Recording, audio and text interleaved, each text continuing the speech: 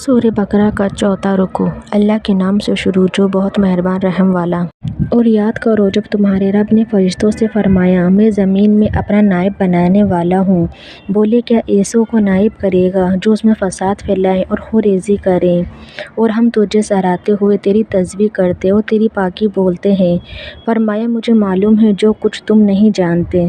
اور اللہ تعالیٰ نے آدم کو تمام اشیاء کے نام سکھائے، پھر سب اشیاء ملائکہ پر پیش کر کے فرمایا سچے ہو تو ان کے نام بتاؤ۔ بولے پاکی ہے تجھے، ہمیں کچھ علم نہیں مگر جتنا تو نے ہمیں سکھایا، بے شک تو ہی علم و حکمت والا ہے۔ فرمایا اے آدم بتا دے انہیں سب اشیاء کے نام۔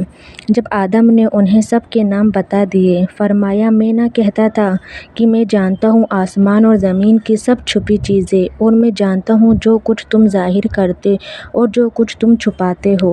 اور یاد کرو جب ہم نے فرشتوں کو حکم دیا کہ آدم کو سجدہ کرو تو سب نے سجدہ کیا سوائے ابلیس کے، منکر ہوا اور غرور کیا اور کافر ہو گیا۔ اور ہم نے فرمایا اے آدم تو اور تیری بیوی اس جنت میں رہو اور کھاؤ اس میں سے بے روک ٹوک جہاں تمہارا جی چاہے، مگر اس پیڑ کے پاس نہ جانا کہ حد سے بڑھنے والوں میں ہو جاؤ گے۔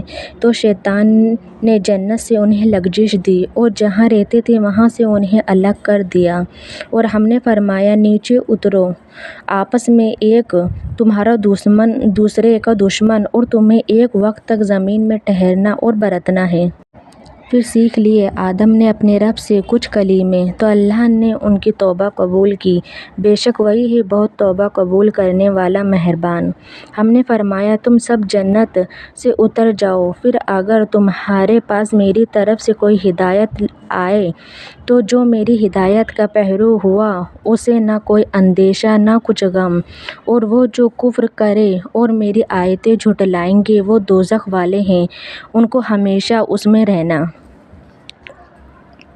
شان نزول: خلیفہ احکام و اوامر کے اظہار و دیگر تصورات میں اصل کا نائب ہوتا ہے۔ یہاں خلیفہ سے حضرت آدم علیہ السلام مراد ہے، اگرچہ اور تمام انبیاء بھی اللہ تعالیٰ کے خلیفہ ہیں۔ حضرت داؤد علیہ السلام کے حق میں فرمایا فرشتوں کو خلافت آدم کی خبر اس لیے دی گئی کہ وہ ان کے خلیفہ بنائے جانے کی حکمت دریافت کر کے معلوم کر لیں، اور ان پر خلیفہ کی عظمت و شان ظاہر ہو کہ ان کو پیدائش کے قبل ہی خلیفہ کا لقب عطا ہوا، اور آسمان والوں کو ان کی پیدائش کی خبر دی گئی۔ ماصلہ اس میں بندوں کو تعلیم ہے کہ وہ کام سے پہلے مشورہ کیا کریں۔ اللہ تعالیٰ اس سے پاک ہے کہ اس کو مشورے کی حاجت ہو۔ ملائکہ کا مقصد اعتراض یا حضرت آدم پر طعن نہیں بلکہ حکمت خلافت دریافت کرنا ہے اور انسانوں کی طرف فساد انگیزی کی نسبت کرنا۔ اس کا علم یا انہیں اللہ تعالیٰ کی طرف سے دیا گیا ہو یا لوح محفوظ سے حاصل ہوا ہو یا خود انہیں جنات پر قیاس کیا ہو۔ یعنی میری حکمتیں تم پر ظاہر نہیں، بات یہ ہے کہ انسانوں میں انبیاء بھی ہوں گے، اولیاء بھی، علماء بھی، اور وہ علمی و عملی دونوں فضیلتوں کے جامع ہوں گے۔ اللہ تعالیٰ نے حضرت آدم علیہ السلام پر تمام اشیاء و جملہ مسمیات پیش فرما کر آپ کو ان کے اسماء و صفات و افعال و خواص و اصول علوم و صنعت سب کا علم بطریق الہام عطا فرمایا۔ یعنی اگر تم اپنے اس خیال میں سچے ہو کہ میں کوئی مخلوق تم سے زیادہ عالم پیدا نہ کروں گا اور خلافت سے تم ہی مستحق ہو تو ان چیزوں کے نام بتاؤ، کیونکہ خلیفہ کا کام تصرف و تدبیر اور عدل و انصاف ہے، اور یہ بغیر اس کے ممکن نہیں کہ خلیفہ کو ان تمام چیزوں کا علم ہو جن پر اس کو مصرف فرمایا گیا اور جن کا اس کو فیصلہ کرنا ہے۔ مسئلہ: اللہ تعالیٰ نے حضرت آدم علیہ السلام کے ملائکہ پر افضل ہونے کا سبب علم ظاہر فرمایا۔ اس سے ثابت ہوا کہ علم اسما خلوتوں اور تنہائیوں کی عبادت سے افضل ہے۔ ماشاءاللہ اس آیت سے یہ بھی ثابت ہوا کہ انبیاء علیہ السلام ملائکہ سے افضل ہیں۔ اس میں ملائکہ کی طرف سے اپنے عجز و قصور کا اعتراف اور اس امر کا اظہار ہے کہ ان کا سوال استفساراً تھا، نہ کسی اعتراضاً، اور اب انہیں انسان کی فضیلت اور اس کی پیدائش کی حکمت معلوم ہو گئی جس کو وہ پہلے نہ جانتے تھے، یعنی حضرت آدم علیہ السلام نے ہر چیز کا نام اور اس کی پیدائش کی حکمت بتا دی۔ ملائکہ نے جو بات ظاہر کی تھی وہ یہ تھی کہ انسان فساد انگیزی و خوریزی کرے گا، اور جو بات چھپائی تھی وہ یہ تھی کہ مستحق خلافت وہ خود ہیں اور اللہ تعالیٰ ان سے افضل و اعلم اور مخلوق پیدا نہ فرمائے گا۔ مثلا اس آیت سے انسان کی شرافت اور علم کی فضیلت ثابت ہوتی ہے، اور یہ بھی کہ اللہ تعالیٰ کی طرف تعلیم کی نسبت کرنا صحیح ہے، اگرچہ اس کو معلم نہ کہا جائے، کیونکہ معلم پیش و تعلیم دینے والے کو کہتے ہیں۔ مثلا اس سے یہ بھی معلوم ہوا کہ جملہ لغت اور کل زبانیں اللہ تعالیٰ کی طرف سے ہیں۔ مثلا یہ بھی ثابت ہوا کہ ملائکہ کو علوم و کمالات سے زیادتی ہوتی ہے۔ اللہ تعالیٰ نے حضرت آدم علیہ السلام کو تمام موجودات و نمونہ اور عالم روحانی و جسمانی کا مجموعہ بنایا اور ملائکہ کے لیے حصول کمالات و وسیلہ کیا، تو انہیں حکم فرمایا کہ حضرت آدم کو سجدہ کرو، کیونکہ اس میں شکر گزاری اور حضرت آدم علیہ السلام کی فضیلت کے اعتراف اور اپنے مقولہ کی معذرت کی شان پائی جاتی ہے۔ بعض مفسرین کا قول ہے کہ اللہ تعالیٰ نے حضرت آدم علیہ السلام کو پیدا کرنے سے پہلے ہی ملائکہ کو سجدے کا حکم دیا تھا۔ ان کی سند یہ آیت ہے۔ سجدے کا حکم تمام ملائکہ کو دیا گیا تھا، یہی صحیح ہے۔ ماشاءاللہ سجدہ عبادت اللہ تعالیٰ کے لیے خاص ہے، کسی اور کے لیے نہیں ہو سکتا، نہ کسی شریعت میں کبھی جائز ہوا۔ یہاں جو مفسرین سجدہ عبادت مراد لیتے ہیں وہ فرماتے ہیں کہ سجدہ خاص اللہ تعالیٰ کے لیے تھا، اور حضرت آدم علیہ السلام قبلہ بنائے گئے تھے تو وہ مسجود الیہ تھے، نہ کہ مسجود لہو۔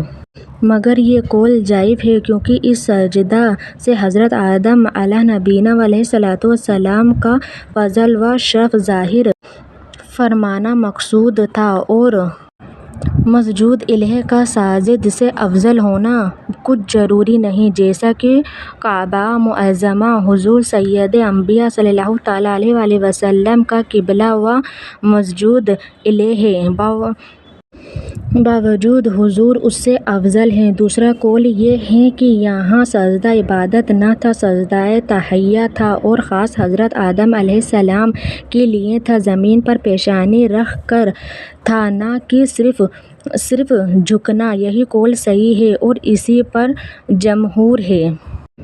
ماشاءاللہ سجدہ تحیت پہلی شریعتوں میں جائز تھا، ہماری شریعت میں منسوخ کیا گیا، اب کسی کے لیے جائز نہیں ہے، کیونکہ جب حضرت سلمان رضی اللہ تعالیٰ عنہ نے حضور اقدس صلی اللہ تعالیٰ علیہ وآلہ وسلم کو سجدہ کرنے کا ارادہ کیا تو حضور نے فرمایا کہ مخلوق کو نہ چاہیے کہ اللہ تعالیٰ کے سوا کسی کو سجدہ کرے۔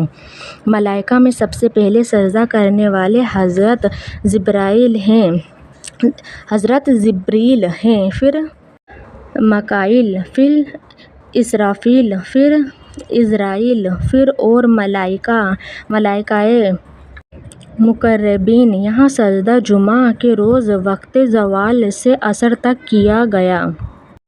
ایک قول یہ بھی ہے کہ ملائکہ مقربین 100 برس اور ایک قول میں 500 برس سجدہ میں رہے، شیطان نے سجدہ نہ کیا، اور برائے تکبر یہ اعتقاد کرتا رہا کہ وہ حضرت آدم سے افضل ہیں، اس کے لیے سجدہ کا حکم معاذ اللہ تعالیٰ خلاف حکمت ہے۔ اس اعتقاد باطل سے وہ کافر ہو گیا۔ ماشاءاللہ، آیت میں دلالت ہے کہ حضرت آدم علیہ السلام فرشتوں سے افضل ہیں کہ انہیں سجدہ کرایا گیا۔ ماشاءاللہ، تکبر نہایت قبیح ہے۔ اس سے کبھی متکبر کی نوبت کفر تک پہنچتی ہے۔ اس سے گندک یا انگور وغیرہ مراد ہے۔ ظلم کے معنی ہے کہ کسی شے کو بے محل وجہ کرنا یا ممنوع ہے، اور انبیاء معصوم ہیں، ان سے گناہ سرزد نہیں ہوتا۔ یہاں ظلم خلاف اولیٰ کے معنی میں ہے۔ انبیاء علیہ السلام کو ظالم کہنا اہانت و کفر ہے۔ جو کہے وہ کافر ہو جائے گا۔ اللہ تعالیٰ مالک و مولا ہے، جو چاہے فرمائے، اس میں ان کی عزت ہے۔ دوسروں کی کیا مجال کے خلاف ادب کلمہ زبان پر لائے اور خطاب حضرت حق کو اپنی جرأت کے لیے سند بنائے۔ ہمیں تعظیم و توقیر اور ادب و طاعت کا حکم فرمایا۔ ہم پر یہی لازم ہے۔ شیطان نے کسی طرح حضرت آدم و حوا علیہ السلام کے پاس پہنچ کر کہا کہ میں تمہیں شجرِ خلد بتا دوں۔ حضرت آدم علیہ السلام نے انکار فرمایا۔ اس نے قسم کھائی کہ میں تمہارا خیر خواہ ہوں۔ انہیں خیال ہوا کہ اللہ پاک کی جھوٹی قسم کون کھا سکتا ہے۔ بائی خیال حضرت حوا نے اس میں سے کچھ کھایا، پھر حضرت آدم کو دیا۔ انہوں نے بھی تناول کیا۔ حضرت آدم کو خیال ہوا کہ نہیں، تنزیہ ہے، تحریمی نہیں، کیونکہ اگر وہ تحریمی سمجھتے تو ہرگز ایسا نہ کرتے کہ انبیاء معصوم ہوتے ہیں۔ یہاں حضرت آدم علیہ السلام نے اجتہاد میں خطا ہوئی، اور خطائے اجتہادی معصیت نہیں ہوتی۔ حضرت آدم و حوا اور ان کی ذریت کو جو ان کے صلب میں تھی، جنت سے زمین پر جانے کا حکم ہوا۔ حضرت آدم زمین ہند میں سراندیپ کے پہاڑوں پر اور حضرت حوا جدہ میں اتارے گئے۔ حضرت آدم علیہ السلام کی برکت سے زمین میں اشجار میں پاکیزہ خوشبو پیدا ہوئی۔ اس سے اختتام عمر یعنی موت کا وقت مراد ہے، اور حضرت آدم علیہ السلام کے لیے بشارت ہے کہ وہ دنیا میں صرف اتنی مدت کے لیے ہیں، اس کے بعد پھر انہیں جنت کی طرف رجوع فرمانا ہے۔ اور آپ کی اولاد کے لیے معاد و دلالت ہے کہ دنیا کی زندگی معین وقت تک ہے، عمر تمام ہونے کے بعد انہیں آخرت کی طرف رجوع کرنا ہے۔ حضرت آدم علیہ السلام نے زمین پر آنے کے بعد 300 برس تک حیا سے آسمان کی طرف سر نہ اٹھایا۔ اگرچہ حضرت داؤد علیہ السلام کثیر البکا تھے، آپ کے آنسو تمام زمین والوں کے آنسوؤں سے زیادہ ہیں، مگر حضرت آدم علیہ السلام اس قدر روئے کہ آپ کے آنسو حضرت داؤد علیہ السلام اور تمام اہل زمین کے آنسوؤں کے مجموع سے بڑھ گئے۔ طبرانی و حاکم و ابو نعیم و بہقی نے حضرت علی مرتضیٰ رضی اللہ تعالیٰ عنہ سے مرفوعاً روایت کی کہ جب حضرت آدم علیہ السلام پر عتاب ہوا تو آپ فکر توبہ میں حیران تھے۔ اس پریشانی کے عالم میں یاد آیا کہ وقت پیدائش سر اٹھا کر دیکھا تھا کہ عرش پر لکھا ہے لا الہ الا اللہ محمد رسول اللہ۔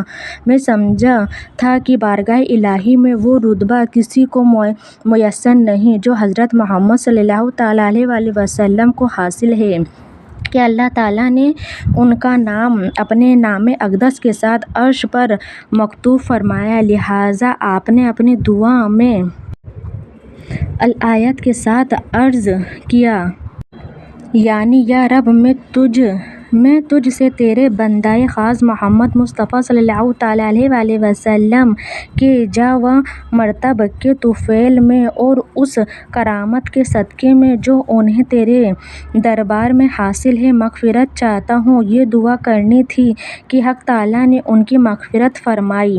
مسئلہ اس روایت سے ثابت ہے کہ مقبولانِ بارگاہ میں وسیلہ سے دعا بحق فلاح اور بجائے فلاح کہہ کر مانگنا جائز ہے اور حضرت آدم علیہ السلام کی سنت ہے۔